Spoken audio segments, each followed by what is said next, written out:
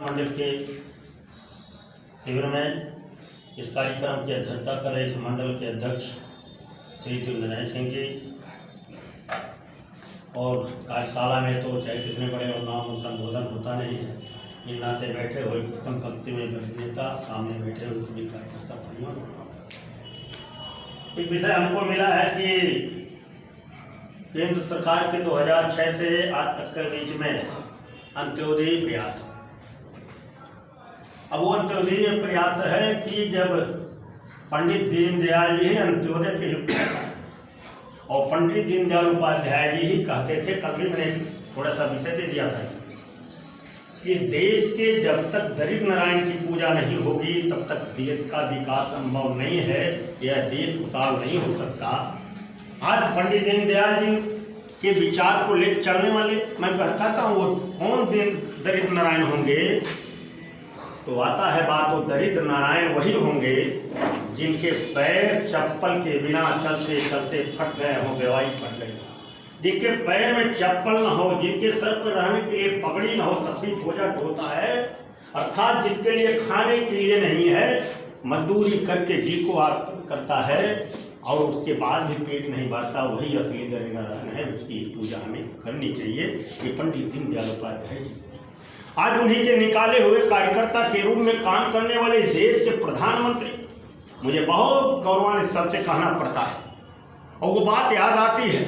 कि 2014 में जब चुनाव होता है तो हमारे कार्यकर्ता हताश थे, अटल जी जवाब दिए चुनाव लड़ने के लिए, कोई नेता नहीं, सब लोग व्यंग करते थे भाजपा में कौन नेता लड़ेगा, कौन नेता लड़ेगा, कार्यकर्ता समझ नहीं पा। लेकिन अचानक इस देश की रक्षा करने के लिए, भारत माँ के आन बान की रक्षा करने के लिए, जनता की रक्षा करने के लिए एक नाम आता है तो भारत के देश के ऐसे लाल का जो चाय बेचने वाले के नाम से जाना जाता है, नरेंद्र मोदी। और जब नरेंद्र भाई मोदी जी का नाम आता है तो निश्चित तौर पर मैं बार बार कहता हूँ कि शायद मैंने तो प्रचार कभी नहीं कर पाया कि वो आप वोट दीजिए गरीब का बेटा है, लेकिन विपक्षियों ने अद्भुत प्रचार करके वो कहा, विपक्षियों ने कहा कि देखिए भाजपा नेता नहीं, वो तो एक मजदूर के लड़के को, एक मजदूर को जो चाय बेचता है उसको प्रधानमंत्री बनाने के लिए लाया, उसके पास क्या वोट है। चिढ़ाने का काम अगर किसी ने कहा तो विपक्षियों ने, जैसे मुझे याद आता है कि हनुमान जी अगर लंका में जाते हैं तो हनुमान जी को चिढ़ाने का काम कौन करता है, रावण के लोगों ने। हनुमान जी को पूंछ में आग लगाने का कौन करता है, रावण के लोगों ने। हनुमान जी के पूंछ में कौन कपड़ा लपेटने का काम करता है, तेल डालने का, रावण के लोगों ने। तो हनुमान जी इतने करते थे, जोश में आ गए और तुरंत लंका को जला करके सीता जी पता लगा के वापिस आ जाते हैं। जब लंका पता जाने के लिए नहीं हाथ होती है तो उसमें पूछा जाता है कौन जाएगा, तब जावन जी कहते हैं काचू का अपने भगवान। अर्थात हनुमान जी को श्राप मिला था कि जब तक आपके शक्ति को कोई एहसास नहीं कराएगा तब तक आप बानर बन के रहोगे, और जिस दिन एहसास करा देंगे हनुमान बन के लंका जला के आओगे, ऐसा श्राप नहीं मिला था। निश्चित तौर पर हमारे इस कार्यकर्ताओं को जो बानर बन गया है हनुमान, और ये कहता था कि कैसे सरकार आएगी, तो विपक्षियों ने चिढ़ाया था और विपक्षियों ने कहा था कि बोले वो गरीब के लड़का बना दिए, चाय बेचने वाले बना दिए। अर्थात इस बानर रूपी सेना को इस देश की गरीब जनता के भावनाओं को कुरेदने का काम, उनको जगाने का काम, उनके घाव पर नमक लगाने का काम किसी ने किया तो विपक्षियों ने कहा कि भाजपा नेता नहीं, वो चाय बेचने वाला प्रधानमंत्री बनेगा। तो यह हनुमान रूपी जनता जाग गई और कही हाँ इस देश का प्रधानमंत्री वो चाय बेचने वाला नरेंद्र भाई मोदी बनेगा, बना करके दिखा गया।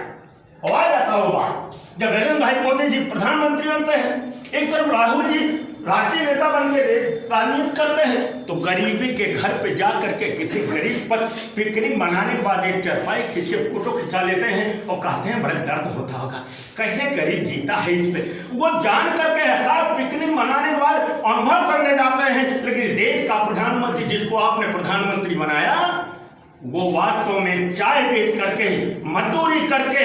यापन करके ही अपने जीवन को काटा। कहा मुझे गरीबी के बारे में जनता के बीच में जानने की जरूरत नहीं, मैं तो स्वयं का गरीब हूँ, गरीब का बेटा हूँ, मैंने गरीबी देखी है तो मैं अंत्योदय प्रयास करूँगा।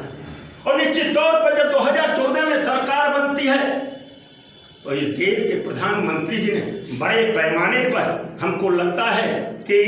जब उनकी घोषणा होती है तो 80 करोड़ लोगों के लिए पैकेज की घोषणा होती है। 5 किलो चावल गेहूं को मिला करके अपने जो है चना दाल के लिए भी देने का काम होता है। ये कोरोना महामारी में जब प्रवासी लोग आते हैं तो उनको हर माह में फ्री में 2 बार राशन देने का काम होता है। उस प्रवासी में जो मजदूर बाहर फंसा रहता है उसको जीविकोपार्जन के लिए मनरेगा से काम देने का काम होता है। अगर इससे भी वंचित लोग हैं तो निश्चित तौर पर वंचित लोगों के खाते में 1000 रुपया देने का काम किया जाता है। जनधन योजना का काम उन्होंने किया प्रधानमंत्री जी ने। अब वो जनधन योजना में जब खाता चलती थी, आप लोगों को याद दिलाऊंगा, तो विपक्षी चिढ़ाते थे, लगता है 5000 10,000 15,000 रुपया खाते में डालेंगे क्या प्रधानमंत्री जी। निश्चित तौर पर जब खाता बनता था, ये गरीब परिवार की महिलाएं खाता खुलवाने गई, याददाश्त करा रहा हूँ, मुझे याद है कि जब खाता खुलवाने जाते थे, हमारे आप जैसे लोग भी जाते थे तो बैंक पर पैसा चाहिए,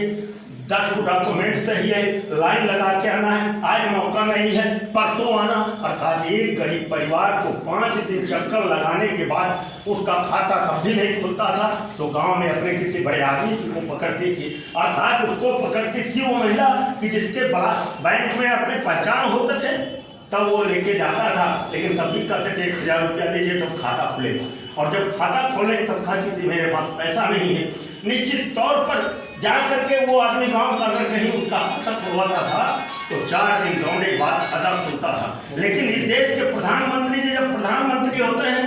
तो कहते हैं कि गरीब हमारे यहाँ जनता को, हमारे गांव हमारे देश की जनता को बैंक जाने की जरूरत नहीं है। आपके गरीब बेटा मोदी जी प्रधानमंत्री हुए हैं, इसलिए गरीब की चिंता करेंगे। आप गरीब खाता खुलवाने बैंक नहीं जाएगा, मेरी योजना रचना के साथ बैंक कर्मी आपके घर जा करके बिना पैसे का खाता खुलवाएगा, जनधन खुलवाएगा। और जनधन खुलवाया तो इसमें आपके इसी कोरोना में 500 रुपया पर खाते में महीने में आने के लिए हो गया। निश्चित तौर पर मनरेगा जो इसमें कायम कर रहा था कोरोना में, तो उस व्यवस्था की बात नहीं, ये कहीं ना कहीं आपके अंत्योदय प्रकाश के रूप में ही है। दीनदयाल जी, श्यामा प्रसाद मुखर्जी जी के ही प्रेरणा से आज जिन्होंने एक वृक्ष लगाया, आज ये देश के प्रधानमंत्री जी का ये काम है। कभी देखा आपने कोई प्रधानमंत्री, ये देश के प्रधानमंत्री होते हैं तो नरेंद्र भाई मोदी जी सबसे पहले किसी को नहीं, लेकिन लोकतंत्र के गेट पर पहुंचने पर माथा पटकते हैं और कहते हैं हे माता मुझे सद्बुद्धि देना, अहंकार मत देना, मेरे अंदर घमंड न देना, मैं जो वादा किया हूँ जनता के बीच में चुन के आया उसको भरपूर मुझे काम करने की क्षमता देना।